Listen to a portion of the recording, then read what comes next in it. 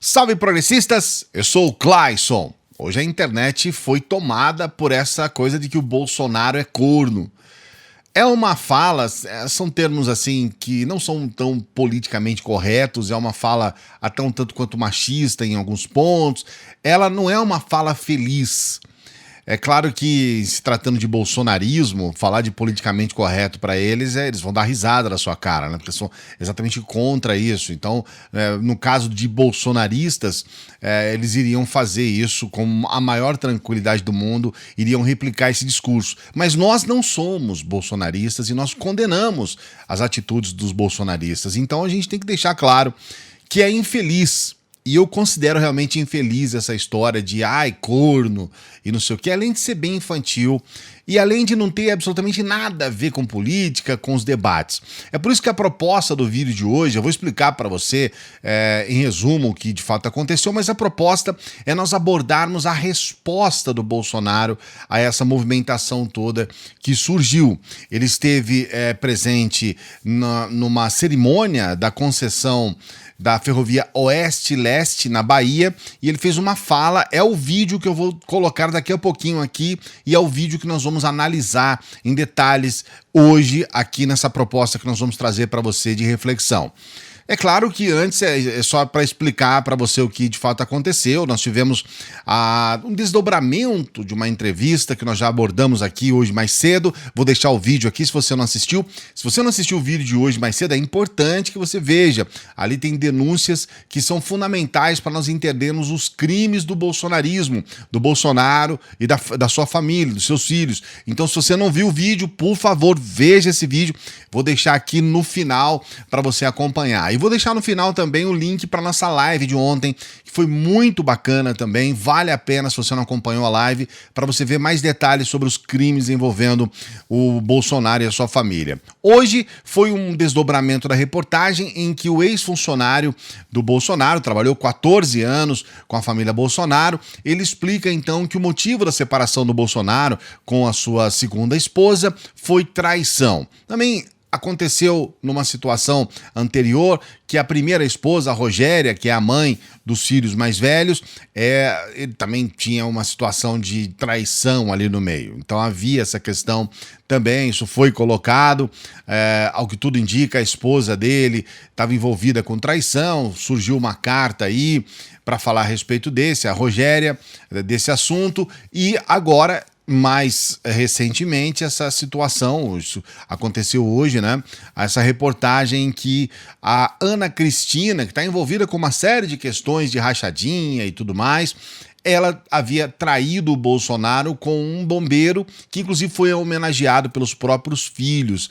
Uma situação que você fala, meu pai, que loucura, né? Uma mulher que, inclusive, estava à frente do gabinete do Carlos Bolsonaro, teve uma separação muito complicada do próprio Jair Bolsonaro. Quando eles se separaram, ela disse que ele pegou dinheiro do cofre, tinha mais de R$1 milhão no cofre em joias. Bolsonaro roubou essas joias.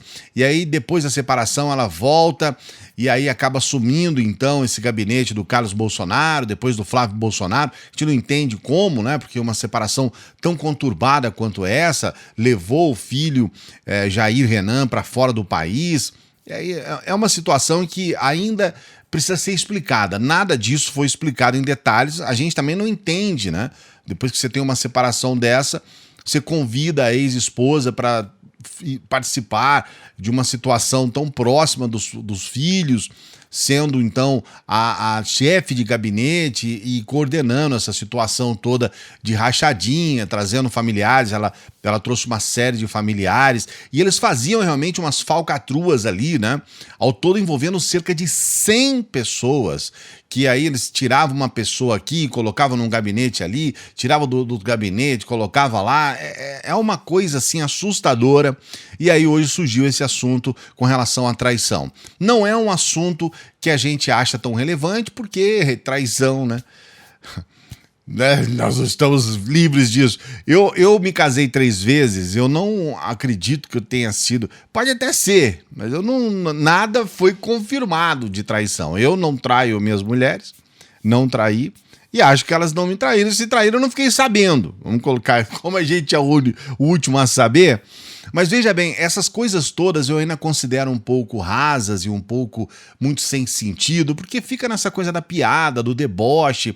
É engraçado, de fato a gente dá algumas risadas e tal, mas não é o foco, inclusive, do trabalho que a gente desenvolve aqui no canal. Eu falei mais para você ter um panorama, talvez a gente volte em uma situação futura, quando tiver um pouco mais explicado como que era a atuação da Ana Cristina, a gente volte para explicar para você como que eram essas atuações na questão das rachadinhas, dos crimes e tudo mais. Tem agora a quebra do sigilo bancário dela, a quebra do sigilo bancário do Carlos Bolsonaro, então as coisas vão acontecer. Vamos aguardar, a gente volta a falar. Mas o assunto que eu quero tratar, principalmente na análise que nós vamos fazer hoje, é a respeito desse vídeo que eu vou colocar agora para você. Presta atenção nesse vídeo, que, como eu disse, foi gravado na cerimônia de concessão da ferrovia Oeste-Leste na Bahia.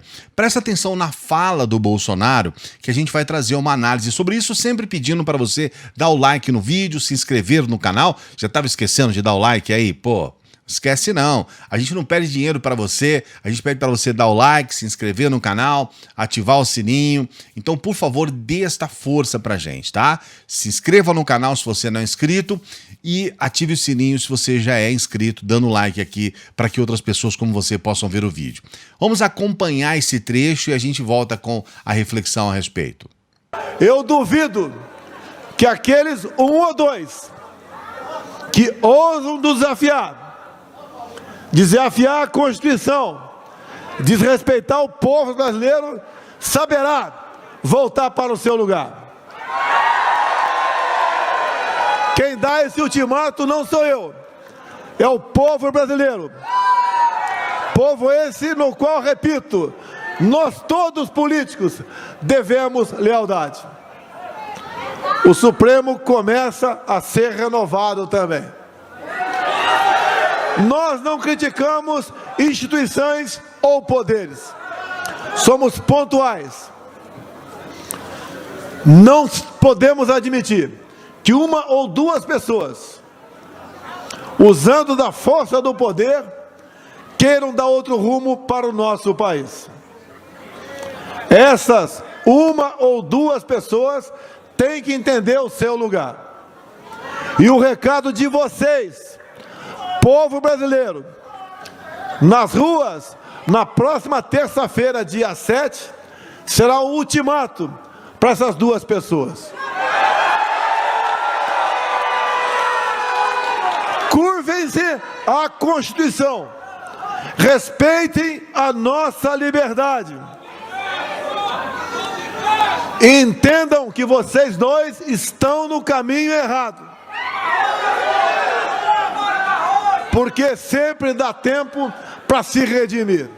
Bem, como você percebe, ele então dá um ultimato a uma ou duas pessoas. Aí ele diz, olha, não falo sobre instituições, tenta arrumar a situação, porque ele sabe que isso dá problema jurídico. Não falo sobre instituições, eu falo sobre uma ou duas pessoas que estão, aí ele fala assim, estão ousando desafiar. O que é esse ousar desafiar? A gente não sabe, né? O que está desafiando? Que se curvem à Constituição. Também não sabemos se tem algum problema constitucional com essas uma ou duas pessoas. E aí ele fala sobre um ultimato. Aí ele coloca mais uma vez acirrando os ânimos das pessoas para o dia 7 de setembro com esse ultimato. Bem, quem são essas pessoas, essas duas pessoas? É claro, fica óbvio que as duas pessoas que ele se refere é o Barroso e o Alexandre de Moraes. E por que ele pinça esses dois e deixa 9 outros ministros do STF para trás e não toca no assunto, mesmo que outros ministros do STF já tenham dado algumas, digamos, decisões não favoráveis para ele, né? Por que ele pinça esses dois? Esse é o primeiro ponto para você entender. Porque esses dois, na verdade, são o atual e o futuro presidente do TSE, do Tribunal Superior Eleitoral. O atual e o que vai estar na presidência do TSE nas eleições do ano que vem. Então é importante entender por que o Bolsonaro e os bolsonaristas estão focando nesses dois, porque eles vão estar à frente do processo eleitoral. Isso fica um pouco disfarçado e as pessoas que não entendem talvez deixem passar, mas não pode deixar passar não. É exatamente por esse motivo que o bolsonarismo como um todo e o Bolsonaro... É porque, na verdade, muitos bolsonaristas nem sequer imaginam que estão fazendo um trabalho para essa finalidade. Eles nem sabem por quê. Eles vão lá e começam a falar Alexandre de Moraes, cabeça de ovo, né? Cabeça de ovo. Aí começa a falar sobre o próprio Barroso, colocando alusões de que ele teria alguma questão ligada à homossexualidade e tudo mais.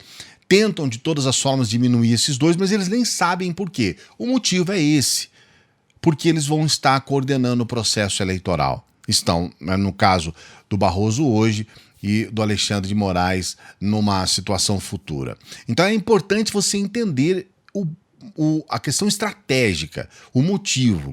E por que o Bolsonaro está focando nesses dois e por que essa perseguição a presidente do Tribunal Superior Eleitoral? Por uma questão simples. Porque ele sabe que tem muitas chances de perder a eleição. Nós tivemos agora, recentemente, uma pesquisa que saiu ontem, em que ele está com 63% de rejeição.